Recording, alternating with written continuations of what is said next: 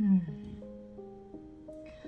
오늘은 내 주머니는 맑고 강풍이라는 최진영 작가님의 책을 이야기해보고 싶어서 가져왔습니다.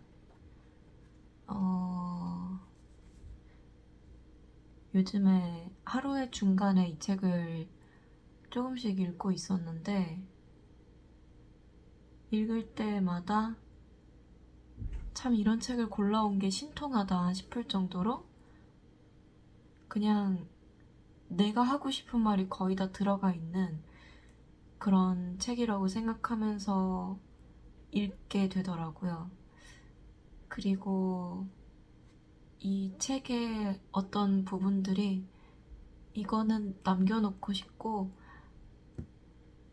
가닿게 될지 아닐지 모르겠지만 어쨌든 누군가한테는 꼭 들려주고 싶다라는 생각이 드는 부분들이 있어서 두 군데가 있어서 그 부분들을 한번 낭독을 해보고 간단하게 저의 생각들도 덧붙여서 이야기를 해보도록 하겠습니다. 이 책은 최진영 작가님이 소설가이신데 이거는 장편 소설을 쓰면서 썼던 일기들을 에세이처럼 묶어놓은 책이라고 생각이 되고요. 그리고 책 크기가 별로 크지 않아요. 제목이 내 주머니는 맑고 강풍인데 조금 큰 주머니는 쏙 들어갈 수 있을 정도로 조금 일반적이지 않은 판형과 크기를 가진 그런 매력적인 책입니다.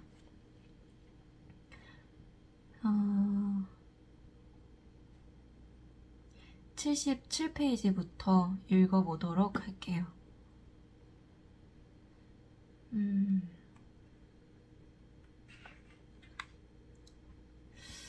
어디부터 읽어야 되지?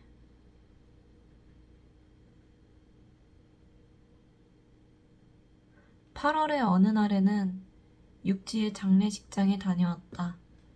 몇 년 전 썼던 비상문이라는 소설과 비슷한 상황이었다. 나는 죄를 지은 것만 같았다. 소설을 쓰는 일이 죄를 예고하는 것만 같았다. 죽음은 비극이 아니라고 생각하고 싶지만 시간을 오래 두고 볼 때에나 간신히 비극이 아닐 수 있고 비극일 수밖에 없는 순간은 반드시 있다. 경유지처럼 비극의 구간을 지나갈 수밖에 없다. 이번 역은 비극입니다. 다음 역은 죄책감입니다. 그 다음 역은 상실감입니다. 그 다음 역은 사람들은 운다. 질문하지 않는다. 기도한다. 대화하고 웃는다. 밥을 먹는다. 각자의 집으로 돌아간다. 나는 그들의 생각을 모른다. 나는 아무것도 모른다. 죽음을, 죽음 이후를. 모르니까 그저 산다. 삶 또한 모른다. 내일을 모르고 오늘조차 모른다. 어제는 뭐였지? 산다는 건 뭐지? 자고 먹고 일하고 그런 거 말고 사랑하고 아파하고 슬퍼하고 그리워하는 그런 거 말고 쓰고 읽고 소모하고 획득하는 그런 것도 말고 성취하고 실패하고 도달하고 멀어지는 그런 것 또한 말고 그러니까 그 모든 것이 없어도 가능한 삶이 있다. 있어야 한다. 그래야 죽지 말아달라고 말할 수 있다. 삶의 이유나 의미가 있어서가 아니라 그런 것 없이도 살 수 있다고. 살아보자고. 살면서 찾아보자고. 모르니까 우리 서로 물어보자고. 다를 수 있어. 다른 삶이 있을 거야. 삶은 축복이 아니다. 고난일 수도 있다. 그러니까 언어에 갇히지 말자. 축복이든 고난이든 쪼개어보자. 자잘하게 쪼개다 보면 빛이 들 거야. 어둠도 생기겠지. 그 틈에서 잠시만 쉬자. 죽지 말고 쉬자. 숨어서 쉬어가자. 나는 내가 숨겨주는 사람이면 좋겠어. 아주 큰 사람이어서 내 손에, 내 겨드랑이에, 내 발등에, 내 머리카락에, 내 품에, 내 그림자에 누구든 숨겨줄 수 있는 사람. 하나의 글을 읽었고 이제 두 번째 글도 읽어볼게요.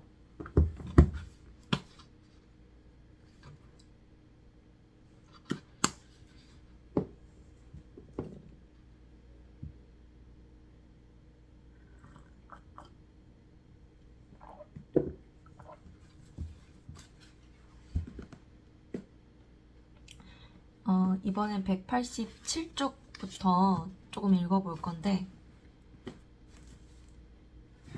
축의 예대 특강 때 한 학생이 질문했다. 소설 쓰는 것이 막막하게 느껴질 때가 많습니다. 소설 쓰기에 도움이 되었던 작품이나 습관, 마음가짐을 알려주세요. 요즘 내가 그렇다고 대답했다. 장편을 쓰고 있는데 막막하다고. 근데 언제나 그랬습니다. 글이 너무 잘 써진다 싶으면 오히려 뭔가 잘못된 것 아닐까 의심하는 편입니다. 생각해보면 그렇거든요. 학생일 때는 공부가 엄청 잘 될 때가 없었고, 직장 다닐 때도 일이 정말 잘 될 때는 없었습니다. 잘 안 되는 것. 바로 그것이 우리 삶의 기본값이라고 생각하면 마음이 조금 편해집니다. 그래서 글이 안 써지면 씁니다. 일단 써야 합니다. 쓴 다음 이것이 아니었구나 알게 된다면 지웁니다. 그럼 다시 제자리인 것만 같지만 그렇지 않아요.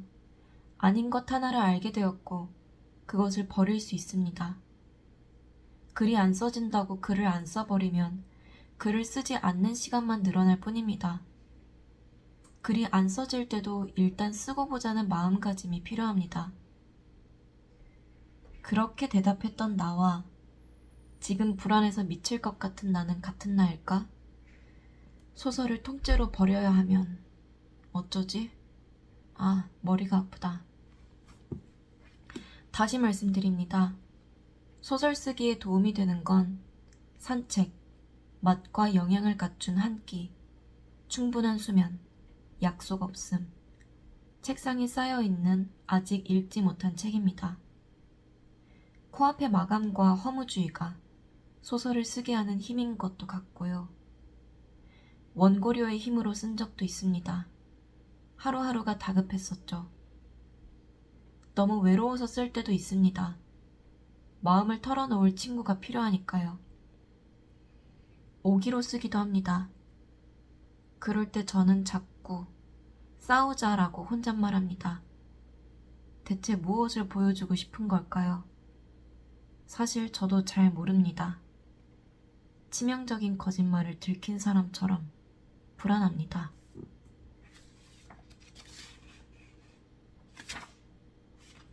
까지 읽어보도록 하겠습니다.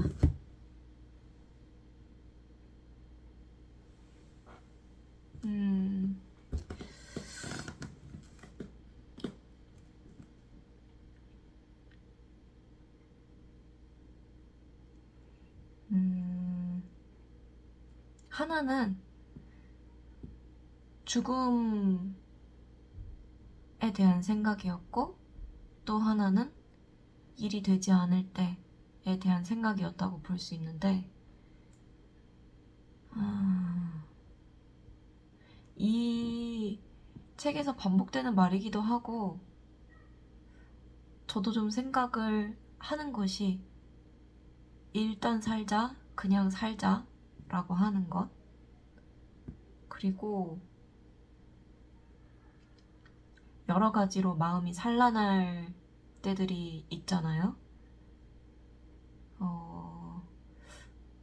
저는 그 정도가 평균보다는 조금 더 심오하지 않았을까라는 생각도 드는데, 마음이 산란하고 머릿속에 목소리가 가득하고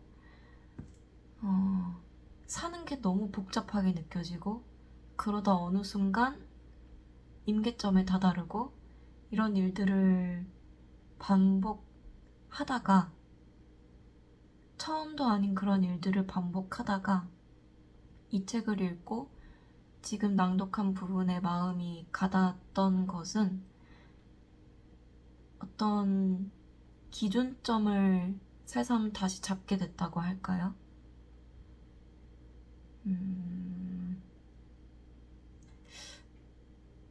이런 이야기를 어떻게 느끼실지 모르겠지만 사실 땅을 짚고 있으면, 바닥을 짚고 있으면 안심이 되거든요. 절망이라는 게 있을 때 절망을 멀리서 바라보고 상상할 때는 얼마나 불안한지 몰라요. 근데 내가 절망이라고 상상했던 것을 뚫고 내려가서 내 바닥을 내 손으로, 내 몸으로 짚었을 때 그치, 나한테는 이런 게 있었지. 나는 여기가 임계점이지. 나는 이 정도 크기의 사람이었지. 내 마음은 이런 지형 지물을 가지고 있었지. 라는 거를 가까이 가서 보게 되는 그 순간에 오히려 안심이 되는 것 같아요. 그래서 그 사는 것에 대해서 꽤 자주 생각을 하게 되는데 이런저런 대단한 책략과 나아갈 비전과 꿈과 희망, 그게 아니더라도 의미 있다고 여겨지는 일반적인 가치들이랄까? 이런 걸로 살지라고 하는 게 없어도 사는 것 자체가 당장 의미를 발견하지 못하더라도 나중에는 혹시 발견하게 될 수도 있으니까 그냥 사는 거?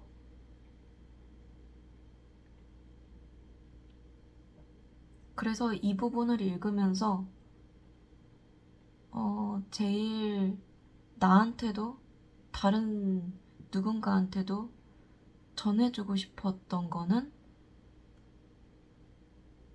넘어지고 그늘에 가고 구덩이에 가고 여하튼 그런 상황이 오면은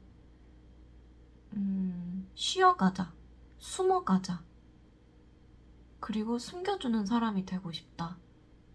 내가 숨겨주는 사람이 되고 싶다 라는 말이 되게 와닿았던 것 같아요. 숨어가자. 빛으로 억지로 끌고 나가지 말고 그냥 무언가를 특별히 안 해도 괜찮으니까 그 그늘진 구덩이에서 숨어가자. 내가 숨겨줄게. 라는 말을 꼭 남기고 싶었고 누군가 보지 않더라도 이것은 결국에 미래에 제가 보게 될 영상이기 때문에 숨어가자 라는 말을 해봅니다.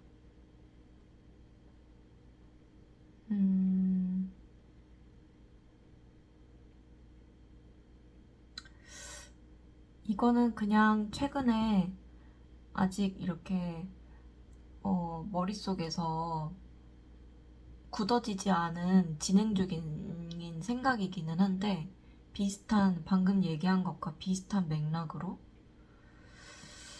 좀 어떤 너무 기분 좋은 일들? 기대와 기분 좋은 상상과 내가 해나가야 할 일들? 이렇게 저렇게 돼야 해 라는 생각에 내 오늘 하루의 시간, 내 생활, 나의 삶의 꼭지점을 거기다가 두면 너무 많이 흔들리는구나 라는 생각이 들었거든요. 저도 제가 경험하는 아, 이 선을 넘어가면 나라는 인간이 이렇게 되는구나, 이렇게 처지는구나, 이렇게 살기 싫어지는구나, 라는 그 선과 선이라고 할 수 없는 어떤 지대 같은 것들이 있는데, 차라리 거기에서 출발해서 나의 하루를 바라보는 게 훨씬 안정적이지 않나? 라는 생각도 들었어요. 그게 비관적인 거라고 생각할 수도 있지만, 제가 느끼기에는 비관적인 거랑은 좀 다르고, 자꾸 없는 걸 찾고 나를 두고 어딜 향해 가는 게 아니고, 그냥 그렇게 되기는 너무 쉬우니까 제일 솔직한 나의 모습으로 돌아오는 일이랑 비슷한 감각이라고 여겨지거든요. 그래서 약간 쉽게 말하면 그냥 기준을 낮게 잡는 것인데, 여하튼 어떻게 설명해야 될지는 잘 모르겠지만, 그런 생각들을 하고 있던 와중에 또 뭐 비슷한 순간들에 이 책을 읽고 문장들을 읽고 하면서 요즘에 그런 생각들을 하는 시간을 보냈던 것 같습니다. 그리고 두 번째로 읽었던 글은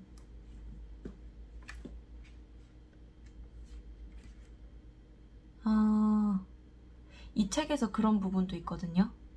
그 AI랑 대화하는 거, 걔네들이 하지 않는 거가 뭐가 있나라고 봤을 때 모른다 라는 말을 하지 않는다.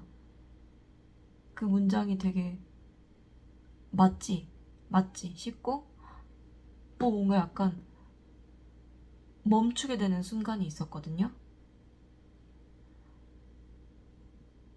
사실 저도 잘 모릅니다. 치명적인 거짓말을 들킨 사람처럼 불안합니다. 음, 음. 이런 말을 보고 싶어서 책을 읽는 것 같기도 해요. 사실 나도 잘 몰라요. 내가 대학에 초청이 돼서 강연도 하고, 내가 상도 많이 받았고, 소설을 꾸준히 출간하고 있고, 그런데 매번 소설을 쓸 때마다 전엔 어떻게 했더라 생각하게 되고, 고통스러운 순간도 있고, 잘 안 써지기도 하고, 쓰기 싫은 날도 있고, 어떻게 해야 되나? 몇십 년 동안 이런 생활을 해왔으니까 뭔가 방법이 있지 않을까? 건강한 생활 습관. 근데 사실 저도 잘 모릅니다. 이게 안개를 막 이렇게 헤쳐서 걷어내지 않고, 애써서 걷어내지 않고, 그냥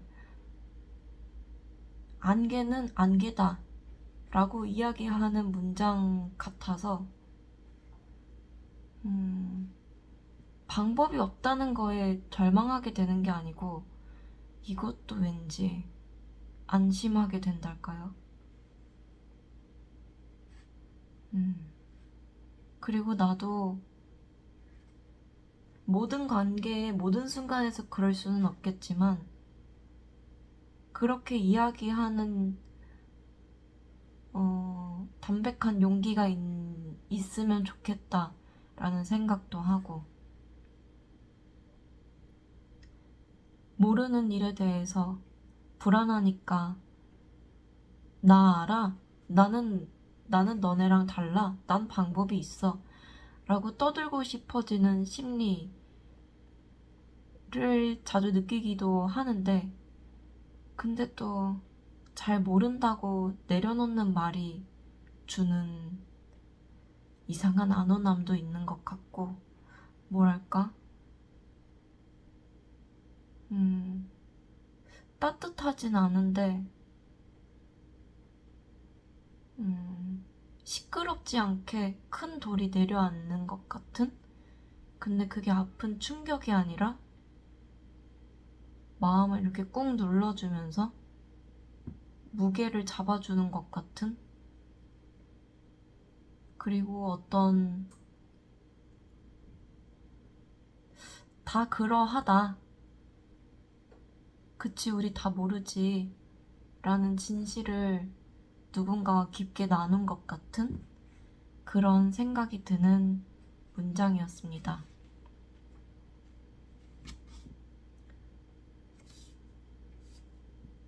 약간 이번 영상은 영상으로 쓰는 글 같은, 영상으로 쓰는 뭔가 이런 생각들 영상으로 담아 놓는 책에 대한 이야기였고요.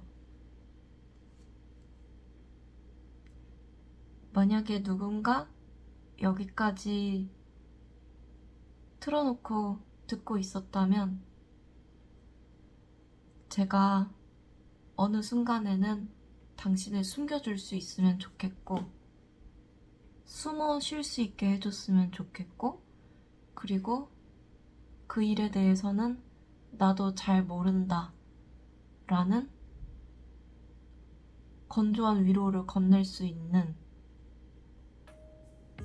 그런 사람이고 싶습니다. 오늘은 여기서 마무리를 해보도록 하겠습니다. 끝!